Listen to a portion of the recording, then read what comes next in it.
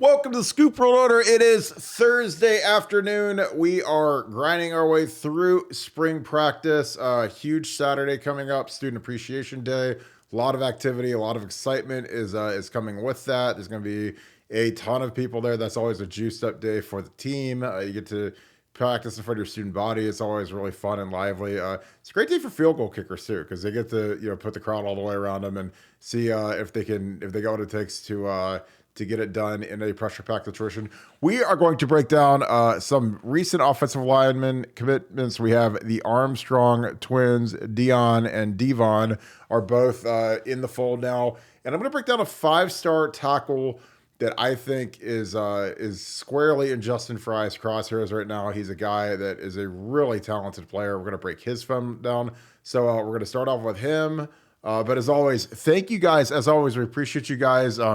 The site has been growing. The YouTube has been growing. The chat has been a blast. It was a Bill Greene bank chat today. It was really a great, super active day on the site. We got a nugget coming tomorrow. Some of the guys that have really been tearing it up this week. We got some good intel from practice the last 2 days. And then Saturday, these guys are counting down. They got about 2 weeks left, about 6 practices left, including the spring game.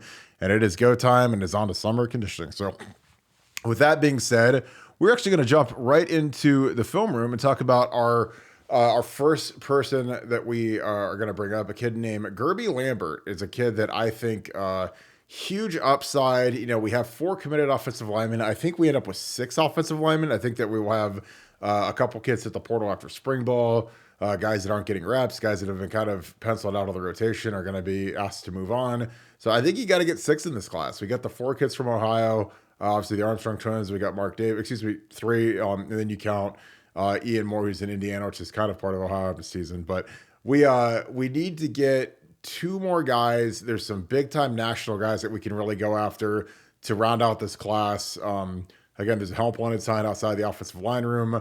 There's been unbelievable attrition from that room just because, the Harry Miller situation. We had 2 kids transfer out, Max Ray and Ryan Jacoby. Ryan Jacoby's going to start for Pitt this year. Max Ray medically retired. And then you've had 3 offensive tackles go pro in the last 2 years. That's never happened at Ohio State. That's never happened. I don't know if that's ever happened anywhere, because that is an extremely rare and impressive fact. And again, it's like one of those chicken or the egg things, when you say, oh, we don't have, tackles or we don't have whatever. I'm like, well, yeah, when you get guys that go 3 and out and 4 and out, it does make it harder because, you got to remember, like with the depth chart, there's some big time tackles that look at that depth chart and they say, ooh, Paris Johnson's there, ooh, DeJuan's there. I'm not going to be able to play as a freshman. So there's some guys that it doesn't look appetizing to come to Ohio State when they see Nick Petit-Frere and Thayer, and then, you got Paris and DeJuan. And I mean, you're not playing over those guys. So people go elsewhere.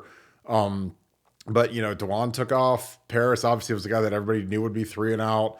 And Nick Petit left a year early. So it's kind of left us with Josh Fryer manning the left tackle spot. And then you got Zen and Tigra battling that right tackle spot. I still think if they're not satisfied that they move Johnny Jackson to left tackle and they put Josh Fryer at right tackle, I think that's the best solution as of today, pass protection-wise. But Justin Fry is going with leaving Donnie at left guard, which, again, that's his decision.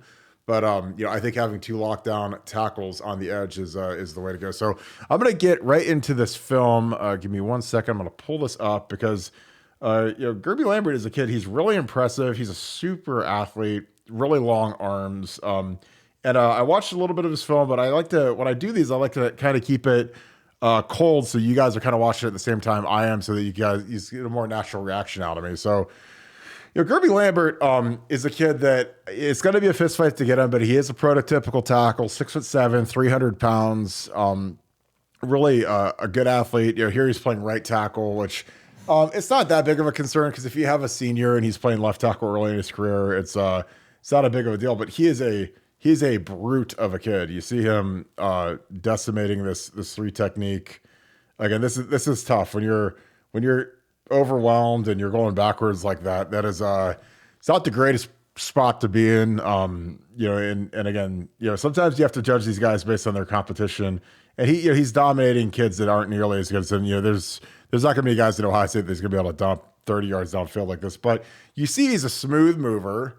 He's very athletic. And like I said, I just like how he has the length and the height that we really need at tackle, and he does like to finish. And again, a lot of these kids are overwhelmed, so you see him here dump this kid on his head, and I like that. Like I like the nastiness. I like that. He's not a gentle giant. Because sometimes these guys they feel bad because they're just dominating people so bad, but he does not feel bad. Again, you see him ragdoll these guys. Again, the level of competition isn't there. At a place like this, but he's got a nice smooth set. Again, when you're facing a real speed rusher, you're probably gonna have a little bit more stagger in your stance, a little quicker. But he's up quick. He's got his hands going. Again, this guy is not a speed threat off the edge, so he can kind of just take a nice relaxed set. When he gets to Ohio State and he's seeing guys like JT Tuimoloau and guys of that caliber, you don't have as much time to set up and just kind of relax like he does. But again, I like his ability. I like his feet. I think he's going to be a really a spectacular guy. And again, this is a guy that if you're Justin Fry, if you're Brian Hartline, you really have to zero in and go get this kid. 1 second, I'm gonna switch it back to his film. Give me 1 second, guys. But like I said, I really like his ability to glide, his ability to move. Just like he's what we need on the edge, because right now we're a little short. We're trying to make it work with some younger guys, and I think it's tough. And I think really like for Justin Fry, whoever ends up being the best pass protector is going to be our guy out on the edge. And again, I still think that there's a part of me that says that it ends up being Donnie Jackson, because I think Donnie's the guy that, if you want to put your best guy out at left tackle, Donnie's your guy. And we got some really good stuff coming up on the site. Again, we've got Brandon Inniss at 2:00 tomorrow. If you guys are around, we're going to have Brandon Inniss on the show live. We're going to go over his film, watch some of his tape. Again, I know that you guys, you love everything that the South Florida Express kids bring. A lot of smoke around JJ Smith right now. Cardell Tate has been fantastic. So we're going to have a really good show from that perspective with those guys. Trying to get Gerby Lambert back on here for you guys. But yeah, he's an impressive kid. And we got the Armstrong brothers. I think I'm going to break some of their stuff down too as well. Give me 1 second. See if this is good. But yeah, and what questions do you guys have? I got the show on right now, and we are looking for a couple tackles. It looks like. In terms of some of the guys that have been popping off in spring ball, again, there's a couple weeks left, but a guy that I want everyone to recognize that is really making a huge move right now is Ty Hamilton. That is the guy that I've been told multiple times from people inside the Woody Hayes is really growing into that nose guard. And it's interesting because he and Mike Hall play the same position. Mike Hall obviously started off like an absolute monster against Notre Dame. Then he was hurt, kind of faded a little bit. But Ty Hamilton is not giving that spot up easily. I mean, I think Ty could start over Mike Hall. Now, again, I know that they'll both rotate in. I know that they'll both be, part of the rotation going forward, especially given how thin our defensive tackle room is. But Ty has been a guy who's been an absolute load for our guys on the interior of the offensive line. He's less heralded than Mike Hall and Tyleek. Those guys get a lot of pub. Obviously, Tyleek had a monster freshman year. Mike Hall had that huge start against Notre Dame where he looked like he was going to be the next John Randall. And they both kind of faded. But Ty is a guy who's really progressed. He's a guy that is a weight room junkie. He's a lot like Davon Hamilton. Davon Hamilton starts for the Jaguars now. He's a guy, one of the more under-heralded guys that we've had at Ohio State over the last 10, 15 years. And he's going to get a nice second contract. I don't know if he's going to get the number that Draymond got, but he's going to get a pretty impressive next deal just because he's a grinder. He's a guy who's tough. He's a guy that does all the stuff that a lot of people don't write about, but gets guys paid in the NFL. He's not a sack machine like some of the pass rushing defensive tackles are, but he's a very, very strong part of that Jaguars defense. And the Jaguars, again, I know that Urban went there and it was a spectacular failure, but that team is on the rise. That roster is on the rise. That roster is young. They kind of tore it all down the way that they do in sports now, where teams that aren't in contention basically tear it down to the studs and acquire draft picks and get rid of bad contracts and, kind of rebuild through through free agency and through the draft. And they've done a great job. And I think Davon is going to be a big part of that growing and going forward. 1 second. I'm trying to get my Gerby Lambert tape ready to roll. Looks like we're good. But yeah, we've got looks like we're going now. Okay, I'm gonna flick this back on. We were back kind of in the middle of it, so I'm just gonna let this run, talk over it. But again, he's a guy, 6'7". I love people say, where was I last night? What's up, Temecula, California? We got Hendo. Shout out where you guys are from. I love when you guys do that. I haven't been saying that enough, but I see Savannah, Georgia. I see Temecula. Where are you guys from? Appreciate you, Neil Harris, the 411 dudes. That's my boy. Love when you say that. And what questions do you guys have? I know that O-line recruiting has kind of been a bugaboo the last couple of years. I personally think, I know that I'm probably in the minority, but I thought Stud did a great job offensive line recruiting. And there's some people that think I'm crazy for saying that, but if you just go look at our last 8 to 10 classes and look at, the star rankings, look at the production, look at the NFL draft pick status, look at the contracts, I thought it was as strong as there's ever been. I mean, Paris is about to be a top 15 pick. DeJuan's probably going to be a first or second round pick. Nick Petit started as a rookie in the league, did a fantastic job. I was actually texting Nick today. Thayer started some games as a rookie in the NFL, did a great job. Josh Myers has been a day one starter for the Packers. Wyatt is the one that's kind of weird because I would have never guessed that Wyatt would have bounced around the league like he has. But, I think Wyatt, if he finds the right place, he can get back to being that upper echelon, Pro Bowl-ish, arc-ish type guard. And again, I don't know. That's one of the ones that I would have never guessed him and Billy Price have struggled in the NFL because I thought they're both really good kids, really tough kids. So it's not always as easy as you think when it comes to evaluating guys, because those guys are both plus character guys, super strong guys, weight room guys, great team guys. And, sometimes it doesn't work for whatever reason. Billy Price is a guy who, I would have bet a large sum of money he'd be a Pro Bowler, a long-time Cincinnati Bengal, and for whatever reason, it didn't work. But, he's still in the league, played a lot for the Cardinals last year. I'm sure he'll get a job this year. And he's a guy that, he's been in the league for, 5-6 years now, and there's nothing to sneeze at. As a guy who was in the league for a few years, it's a tough thing to do. I love it. Yeah, Todd, I love Dan Henderson. I was at UFC 100 when he shut up Bisping. That was one of the most iconic fights in UFC history. But yeah, Dan Henderson's a monster.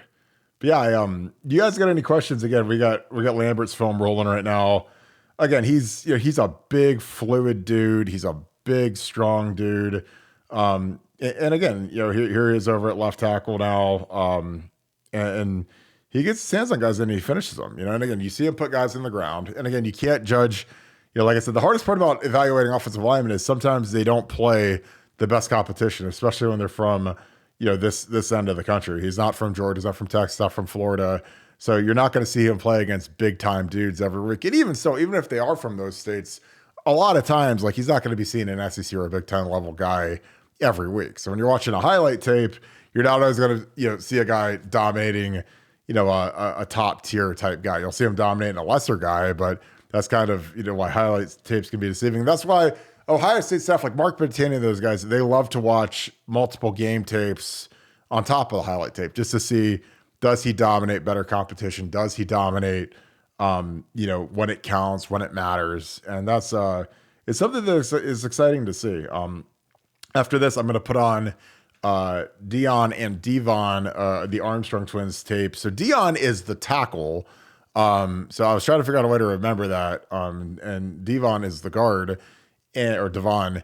And, I was thinking, tackle's a premium position. Dion Sanders played corner. That's a premium spot. So Dion, tackle, premium. Devon, guard, not as premium. And again, they could both end up being tackles or both end up being guards. But I was trying to figure out a device to remember the difference between the twins, because everybody just calls them the twins. But after watching the film, they're not the same player. They're not identical twins. They're not like the Pounceys, who were both centers and kind of the same height and weight. One of the twins is substantially bigger than the other twin, in terms of a height and reach. And that's why St. Ed's plays Dion at left tackle, and he plays his guard. He plays Devon at left guard. So it'll be interesting to see where they slot them at as they progress through their careers in Ohio State. I think that, like with Marquise Pouncey started at guard as a freshman in '07, I remember. And then, Mike came along later and played guard, and Marquise moved into center. So I'm going to switch over to the Armstrong brothers. And so it'll be interesting to see how Justin deploys these. It'll be interesting to see how these guys do when they're not playing next to each other. Because, I mean, at Ohio State, there's going to be a time where guys will separate. They're not always going to be side by side like the Sedin twins. So here you got Devon playing left guard. You've got Dion at 74 playing left tackle. Just rewind this real quick. But again, I like it. And again, these kids, they're going to get bigger. They're going to get stronger. They've gained 40 pounds in the last year. So, when you watch this, again, I like the ankle flexion here. Pardon me, I'm running this. Give me 1 second. Rewind that back. Give me 1 second. Apologize, guys.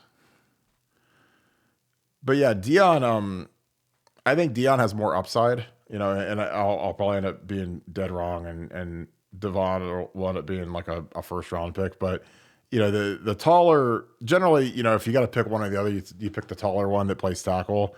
But again, it'll be interesting to see how they progress. It'll be interesting to see who gets on the field first. There's a lot of layers of intrigue when you take brothers or twins or whatever. And like I said, I think that, these kids together are going to be a really good package. So I'm going to just run this for a little bit and talk over it.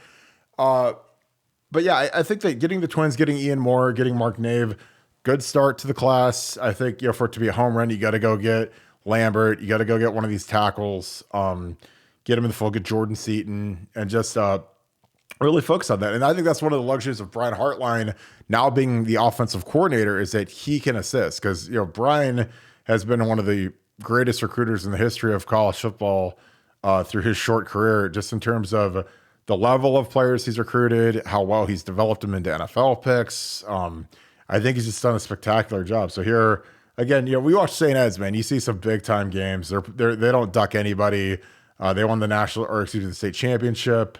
Their line is about as good as a MAC line. I mean, basically, the right tackle, Ben Roebuck, obviously going to Michigan. The left side's going to Ohio State.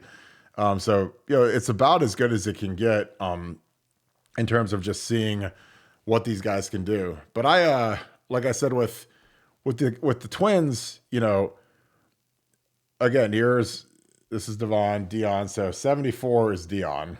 So it makes it easy. And again, stance is nice and easy, nice ankle flexion. Again, I think you could be more violent at the point of attack. I think that he might need a little bit bigger split. And again, this tight end or jumbo guy probably could split out a little bit just to avoid, you see Dion almost stepping on his foot here.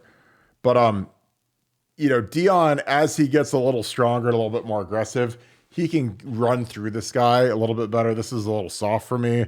But again, I think that he's got the tools. He's got him covered up, which is fine. It rolls out the back door, which again is also fine.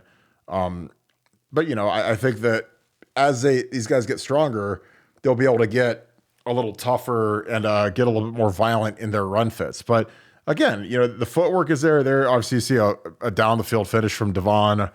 Again, this is Devon's tape. His tape's much longer than Dion's. Dion doesn't have a full highlight, but when they play side by side, it's easy to kind of just watch both at the same time when you're watching left guard and left tackle. But yeah, I really like these guys. I'm gonna take a couple questions. So, Daniel, this is a great question.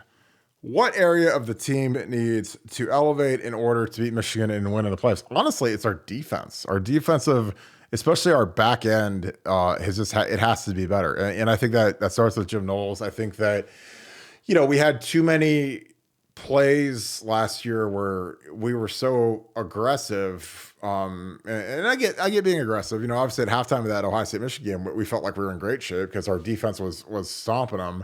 But, there's some points where you don't have to be all out as aggressive as can be, to the point where if one guy misses a fit, like Tommy Eichenberg did late in the game when we needed to get a stop, we ran the jack front, Jack Sawyer filled his gap, and then Tommy Eichenberg didn't get there. And I love Tommy, so I'm not being hard on Tommy, but I think that you have to have some defenses where if one guy misses his fit, it's not a 75-yard touchdown. Because I think that we were too aggressive. Again, and I'm all for man coverage. I love aggressive defense, but there has to be a time where you just keep guys in front of you. Like when it's a tight game like that, and you're trying to go for broke and get that stop. It was like when it was 3rd and 11 or whatever, and we sent the house and we dropped Jack Sawyer into the hook curl zone, and then Cam Brown misses a tackle, and then all of a sudden Jack has to get there. Like that's really hard on Jack. That's really hard on the whole defense. You basically string it out so one guy has to make a play. So I think that again, I never advocate being passive on defense, but I also think that there's a time and a place to go crazy and empty the chamber and run suicide blitz basically. Because, when you run that stuff, sometimes you're going to get scorched. And, we gave up a lot of long plays last year on defense. And, the way our offense scores, you don't have to hold them to 7 points or 3 points like we did back in the Tressel day. Like now you hold them to 28, we're going to win like 99.9% of our game. But you just have to be smart and cognizant of what you're doing. And again, I hate defenses where if one guy misses a fit in the run game, it's an 80-yard touchdown, 75-yard touchdown. And that's, and we ran that with that jack look. I thought the jack look was a disaster last year. I thought it was a total waste of time. I don't think Jim Knowles used it the way that he did it at Oklahoma State. And I studied how he did it at Oklahoma State probably more than anybody in the Ohio State media sphere, because I literally watched all the tapes, all their defensive tapes. I watched them, and the jack was a much more attacking spot. The jack was a smaller guy than Jack Sawyer. Was a like 230-pound guy, linebackerish, hybridish type guy who could run a little better than Jack. And, and it was an attacking role, but the way we deployed it, we did it for 10 plays a game. And I just felt like the whole defense never got like a true feel for how to run the jack because we used it so little, like anything, it's like anything in sports. If you practice it and you run it in the games, then guys get familiar and comfortable with it, with the fits, with positioning, with whatever. But like when you barely run it and then you throw it out, during the most important part of the game, and all of a sudden we don't hit the fit because we haven't run it all day. That's tough. Like that's tough on Tommy Eichenberg. It's tough on Jack Sawyer. It's tough on these guys that their roles change when the jack is deployed. Because like for Tommy and Steele, it's a little different when they have 3 down line guys in front of them and Jack Sawyer playing the jack in front of them. That's different than having the normal 4 down. So, I just think that, if you're going to run the jack, you have to run it 35, 40% of the time. You can't run it 5% of the time and expect it to be good. And that's just how sports is. It's how football is. Like if we're, trying to run a running play or trying to run Dave or a zone play, you have to practice it and you have to run it a lot. You can't just kind of dabble in it and hope that it works when it comes game time. And that's kind of what we did with the jack. And again, I think that it's done. I think that Larry Johnson had enough of the jack. I think that Jack Sawyer returning to defensive end and putting his hand on the ground is going to be an unbelievable boon for our defense because, he can get back to being Jack Sawyer and not being this kind of hybridish defensive end. And again, I think, Jack getting up to 265, 270, that's not the ideal body type that you want for the jack. I think CJ Hicks would be a perfect body type for the jack because a jack has to be kind of a hybrid defensive end linebacker where Jack Sawyer is all defensive end. He's not a hybrid guy. He's not a guy that you could consider playing linebacker because he's too big, and it's not a knock on Jack, but it's just the body types, the speed, the agility, the skill set. So that's my opinion. Let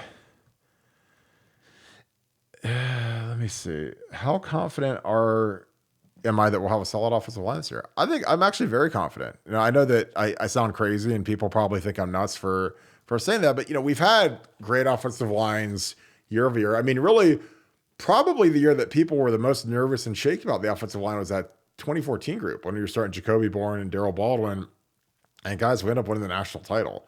And I think this group is every bit as, if not better than that, because you have 2 really good guards.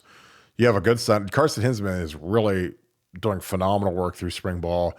I think Josh Fryer is a very underrated guy. He's not as pretty as Paris, but he's a worker. He's a guy that's obsessed with the game. He's going to get better every week. And then, at right tackle, you got to find Zen or Tigra or hit the portal, George Fitzpatrick. I mean, somebody has to assume the pass blocking responsibilities of playing right tackle. And I think that this offense only goes as far as the tackles pass protection will let it.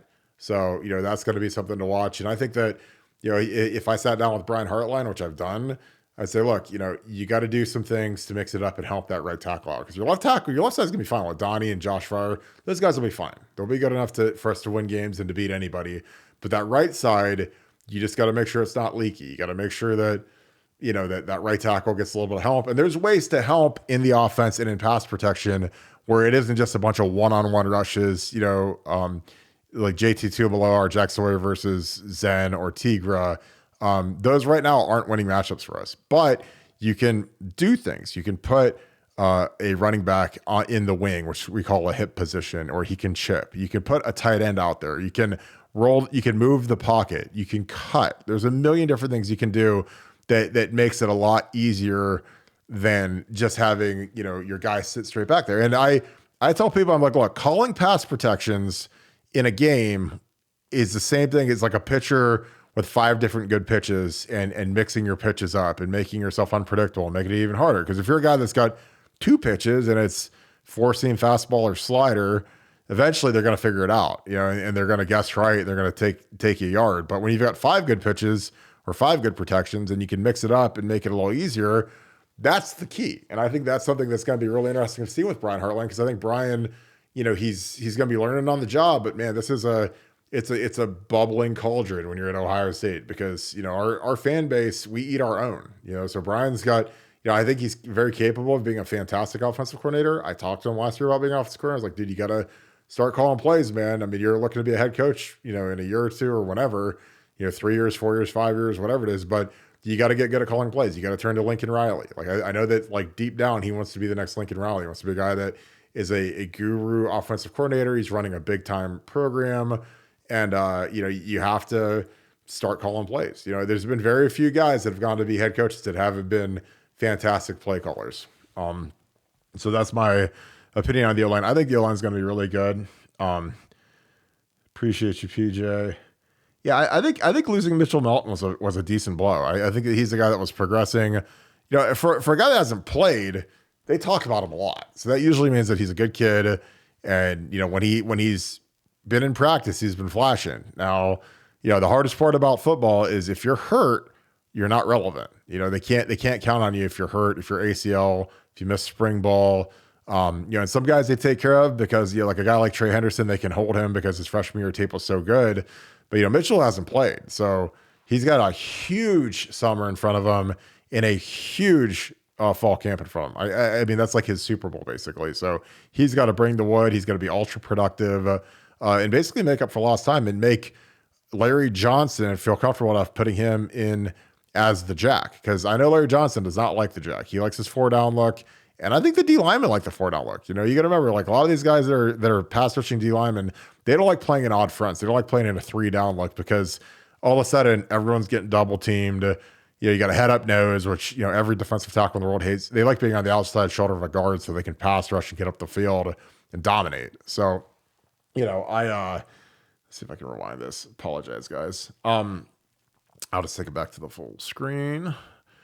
Thank you, guys. Appreciate you guys. But I think that, with the Jack and Mitchell Melton, it'll be interesting. Again, I think the guy for it is CJ Hicks, because I think that when you run the Jack, it has to be more of a linebacker than a defensive end, because basically when you're in that position, it basically is, you're a linebacker. So you have to be able to read like a linebacker. You have to be able to move side to side like a linebacker.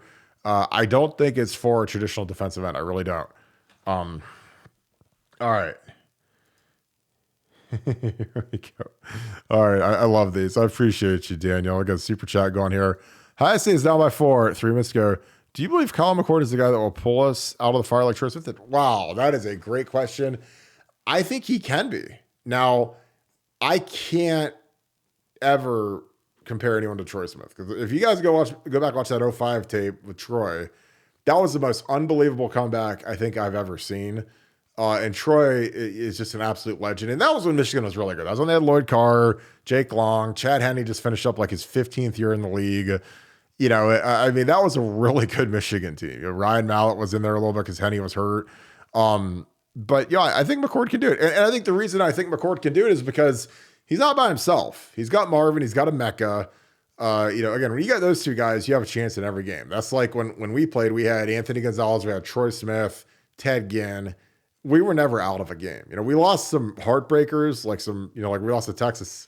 That was a heartbreaker. But, when you've got those guys as your skill guys, you're never out of the game. You got just too much skill. And I think those guys are going to be hungry, man. I mean, this is going to be an absolute war. Like, there's no tiptoed into Ann Arbor. Like, I went up there twice as a player, one in 05 and 07, and it is, you can't take that place for granted. It doesn't matter how much better you are than they are, what your record is. Like, again, I hate cliches. I hate things, but the year in 05, they were beating us late in the game and they were 6-4 or something. And we were, whatever, we had 2 losses, but we were, 9-2 or whatever it was. We had 2 losses, but we were really good. We lost to 2 of the top 5 teams in the country, and they'd lost to some crappy teams, and they'd been hurt and whatever. So, but we were able to come back and win. And I think Kyle can do it because again, she's gonna have Marvin and Emeka. That makes everything a little more, a little easier. Because I think Emeka is the guy that can really be the X factor on the offense this year. I really do, because he is like a Robert Woods guy that can carry the ball. He can get open. Robert Woods in his prime was a monster for the LA Rams. And, he tore his ACL. He hasn't been really the same since. But I think Emeka is a guy that it was really disappointing at the end of that Georgia game that he didn't get the ball on 3 straight plays, because I think he's that good and he's the X factor. Everyone knows what Marvin can do. Marvin's the best player in the country, but Emeka might be number 2 in the country. Like, he's that good. And I'm telling you, he might not be to the level of Marvin, because Marvin's probably going to be a top 5 pick, but Emeka can do some stuff better than Marvin can, just in terms of the horizontal, the jet sweep game, the short game. Like Marvin's a taller, angular receiver who's just an absolute monster, but Emeka's got that skill set where, if you get creative, man, you can get him 10, 15 touches where he's carrying the ball out of the backfield. And I'm not saying from a traditional tailback role. I'm saying from, like a jet sweep type role, orbit motion, screen behind the field type role, like those type of things. And I think that's where he's really special. I appreciate the super chat, Dino, as always. You're the man. I agree on free 91 and free 51, man. These guys have it's go time now. For these guys, it is absolute go time. For Tyleek and Mike Hall. And again, I think that when guys are going into year 3 of their career, like, these guys all start to sharpen their pencils a little bit. These guys start eating a little healthier. They don't go out as much. They're not drinking as much. They're not partying as much, because now it's real. Now you have a chance where if you have that big year and you pop off, you can go to the league. I think that, if it was up to Ryan Day and all the coaches in the building, they would want you to go to the league. Because I think that the easiest thing that a guy like Brian Hartline can sell is like, look, if you're good, you're 3 and out. You're going to be in the league when you're 20, like Garrett Wilson. You're going to sign for $25 million and you're going to be set for life. So if you put it all in and you grind, like Marvin Harrison, like Emeka, 2 more 3 and out guys. So, if Mike Hall goes off and gets 9 sacks this year and he runs a 4.7, which he could, then you're a first round pick. And Tyleek is a guy who has all the ability in the world, but these guys, they have to learn how to play hard when they're tired. And that's something, if you read between the tea leaves and you're reading, you listen to what some of these guys say, why doesn't this guy play? Why doesn't he get in? Oh, he doesn't do the little things right. It usually means that they dog it when they're tired or when it's not their play, or, if a wide receiver is not getting, any love from Brian Hartline, it's usually because they don't know how to go hard, especially when, the play's away from them and they're the backside route that has no chance of getting the ball. Like, you still got to go hard on those, and those coaches, if there's one thing they hate, it's a lack of effort. And, and with effort on a football team, that stuff's either tolerated or it's taught, so I mean, it's either taught or allowed. And I think that that's something that Tyleek has struggled with. Tyleek has got to learn how to play hard every snap. And he's not the first defensive tackle. In fact, I think every defensive tackle that I've ever been around gets lazy and gets tired, and it's not a knock on Tyleek, but that's just the thing that keeps him off the field sometimes. When he gets upset and he's saying free Tyleek, I'm like, dude, you got to play hard in practice. You got to dominate in practice. You got to go take it out on Matt Jones and Donnie and Carson Hinsman. Like, every day you got to go make their lives miserable because you go hard, on play 6 and 7 of the drive, not just play 1 and 2. So I oh, excuse me. Apologize. Uh, I think, Evan Pryor's in a weird spot right now. Sorry, I gotta make that a little bit bigger. That was really small. Um, I think he's in a very interesting spot just because missing the spring hurts. He was the guy that was electric in the spring game, and they were really nervous he was going to transfer. I mean, he was a guy that, they were trying to scrape some NIL money around to keep him happy. And, he stuck and then unfortunately tore his ACL. So there's some guys that, they got to have, their roles kind of written in stone, even if they're not able to do anything to keep him here. And, I think that with the natural transition of college football, there's going to be guys that transfer. I'm not saying he's one of them, but our running back room is the most as of this moment today on paper is the most loaded running back room I've ever seen at Ohio State, with Trey, Mayan, Dallin Hayden, Chip, Evan. I mean, you just got guys out the wazoo. We didn't even get a guy to commit. We didn't get Mark Fletcher or Richard Young or any of those kids. So it's a loaded room, man. And that's why, James Peoples is going to end up being a Buckeye, in a year. That place it's going to look like Will Smith's living room in The Fresh Prince, where it's all empty. Trey's going to be gone. Mayan's going to be gone. I think, if none of those guys transfer, you might have Dallin, Chip, and Evan Pryor left, but it's going to be kind of open for business. And if you're a superstar, like I think James Peoples is, then you've got all the incentive in the world to stay locked in and really get it done. So, but I think Evan Pryor, if he's healthy and his mind is right, I mean, I'd make him a kick returner. I'd manufacture stuff for him to get touches as often as possible, because he's electric. He's a guy that's got great speed. And again, when you have guys like that and you can keep everybody's kind of touches down, it's really good. Is Kyle McCord's athleticism being underestimated? I think it is. I think Kyle's a better athlete than people believe.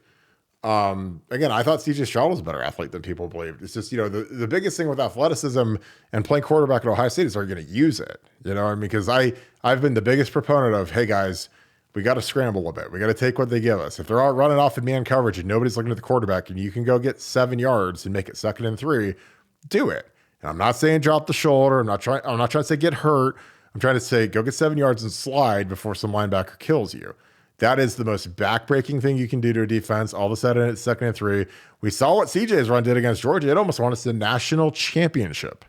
So I think that, Kyle, especially, if the pass protection isn't as good as it was last year with Paris and Dwan, which it won't be, you got to go get it. When you're playing at Camp Randall or you're playing at Ann Arbor, every yard is golden. Every 1 yard is worth 2 yards. Jim Schultz always say this when we're playing these big games, these Michigan games, Texas games.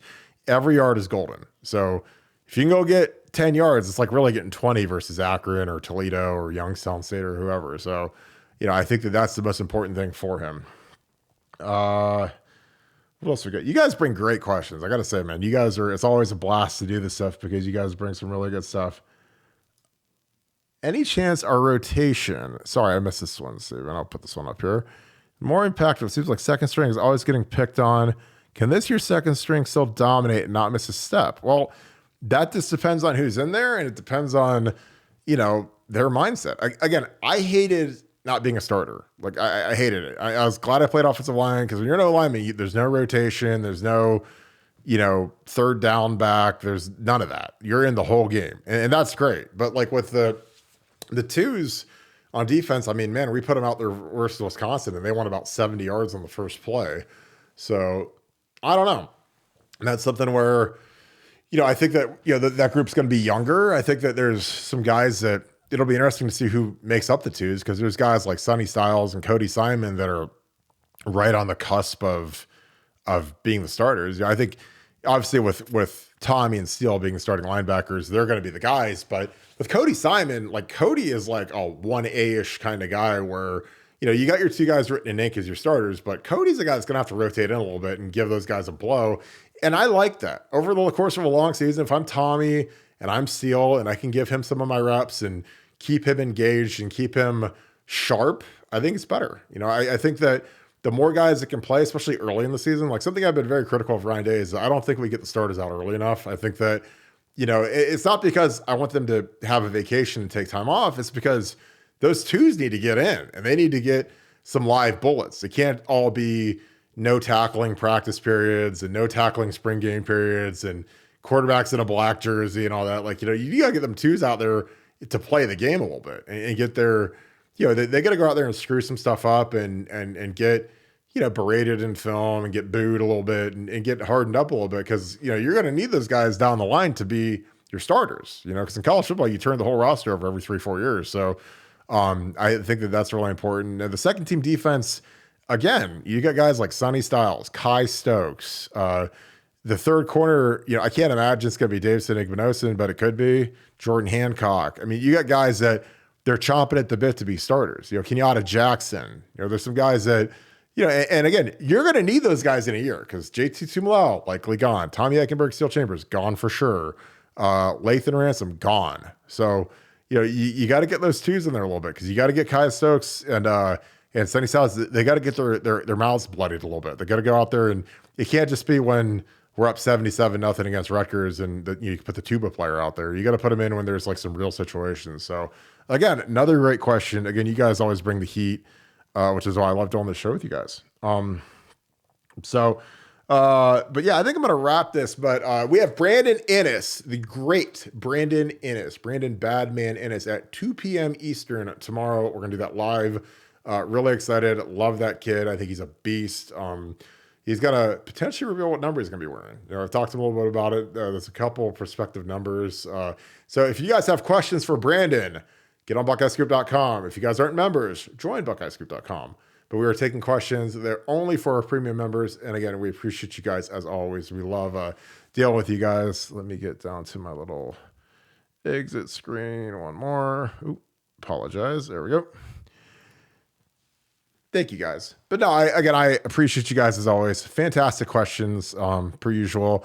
Brandon, and it's 2:00 tomorrow. Be there. We're going to go through some of his film, talk a little bit about why he picked Ohio State, why he picked Brian Hartline, Ryan Day, the offense, his trajectory, his brother Carnell Tate losing his black stripe. A lot of good stuff with Brandon. You guys will love this kid. He is an absolute werewolf. He's a demon. He's a guy that he gets on that field, man. He's not getting out there just to sit around and wait to hopefully get a job one day. He's coming to take a job, and he won't say it, but I know from the people around him that he's just a different cat, and it's in a very, very good way. I think you guys are gonna love him. Dave, you're the best. I'm gonna do one more just because you're my guy. And this is a great question. As I was wrapping that thing up, do I believe that OSU is physical enough in practice, and what is the right way to practice to be good at goal line, short yardage, and tackling? I'll tell you what, I don't think we were physical enough in practice, and I think that it shows up when we play real teams like Michigan and Georgia. Again, we're not making the right run fits. We're not physical against the run.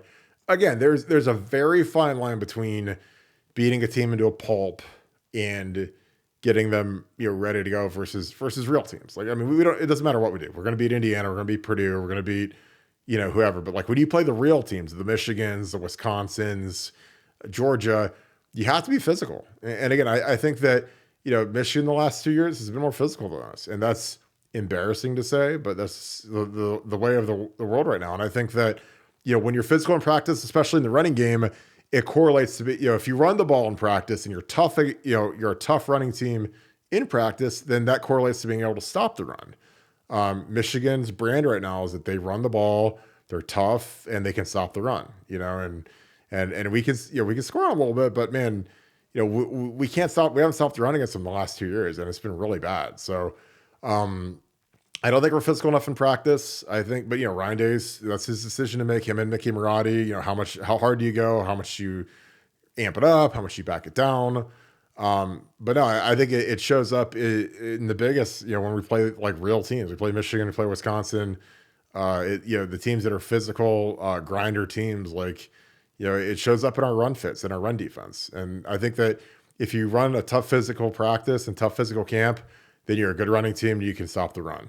And if you can't run the ball, again, against Georgia, we needed 7 yards to win a national championship, and we lost a yard. We had 3 plays to get 7 yards, making a 43-yard field goal, and we lost a yard. So, again, it was the physicality there? No, absolutely not. But I would amp it up. I would make quarterbacks live. Back in the old days with Troy and and Justin, like they were live. Like we scrimmaged and those guys were live. So, for that offensive tackle, if you miss a block, man, your guy's getting hit. And that adds a whole different layer of complexity and anxiety when all of a sudden, hey, if I don't block Jack Sawyer, my guy's going to get T-boned. I mean, because if you miss a guy, Troy Smith would get hit, or Justin Zwick would get hit, or whoever, Scott McMullen, some of the guys I blocked for, Todd Beckman. I don't think it hurts. I don't think these guys are made out of porcelain. I think they're tough. I think it's good to have the quarterbacks get hit a little bit just because, they're going to get hit at some point in a game. And you got to see how they react to getting hit. Like, do they wilt like a little daisy, or are they tough? Are they fired up? This is part of the game. You're going to get hit as a quarterback. So I think that they should be live for the spring game. I think they should be live for a couple scrimmages, but that's Ryan Day's call. Again, I think he's a little too protective of those guys. So, well, I appreciate you, my man. Thank you, Dave, as always. Scott, this is the last one. Who do I think could be a replacement for Larry Johnson? I don't know. I really don't. I mean, if you look at Ryan's trend, it'd probably be somebody who's an intern in the program right now, because we've hired Keenan Bailey, Corey Dennis, Parker Fleming. We've hired more interns to be full-time coaches than any program in the history of college football. So I look and see who the interns are right now. I mean, there's been guys that they looked like they'd be in line to be the successor. Kenny Inukwe was the guy that was there. Vince Ogletree is at UCLA. That's the guy that Ryan knows really well. But it kind of depends on, I think if it's got to be a geographic fit from a recruiting perspective. If there's a guy with a Texas connection, a guy with a Southern connection, I think that would be really beneficial for us, or an East Coast connection. Like Larry Johnson has been dominant on the East Coast, getting Chase Young, out of that Maryland, DC-ish area. I think that, you got to have like a certain territory where you're a dominant recruiter. And I think LJ has been great on that East Coast. But if it's me, man, I'm looking for a guy with Texas ties, Florida ties, Georgia ties, because that's where a lot of the best D linemen are now. They're down south. And if you got a guy that knows those high school coaches, knows those relationships, I really think that's kind of the key to success now. So, but I'm not sure who Larry would hire or who Ryan would hire, but there's a lot of different guys. Again, a year and a half ago, I wouldn't have known who Jim Knowles was until he became kind of the hot coordinator at Oklahoma State. So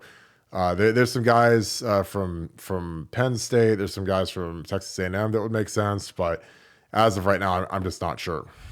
So, well, guys, I appreciate you guys tuning in. This has been a great show. Again, carrying it. We got our guys traveling this week, spring break. So, but we thank you guys as always. We're going to be on Buckeye Scoop all night. It's going to be a blast. It's going to be on that grind. So love to see you guys on the boards. Bill Greene had his chat today. It was just incredible. Nevada's got some nuggets ready to go for tomorrow. So it's going to be an awesome day on the Scoop. So I hope you guys enjoyed the show. If you guys enjoyed this, please leave us a like, click subscribe, and also, if you could, click that alert bell. If you enjoy these shows, you want to see those little alerts, click on that. So again, guys, thank you so much. Appreciate you guys tuning in. Love talking to you guys. Fantastic questions as always. And in the comments, shout out where you're from and comment who is going to show out at Student Appreciation Day. That's going to be open to the students. So there's going to be a lot of video of that. Who's going to show out? Give me a name. Put it in the comments. So as always, thank you guys so much. Thank you so much, Buckeye Nation. Thank you, Scoop family. I hope you guys have a great rest of your day. Go Bucks.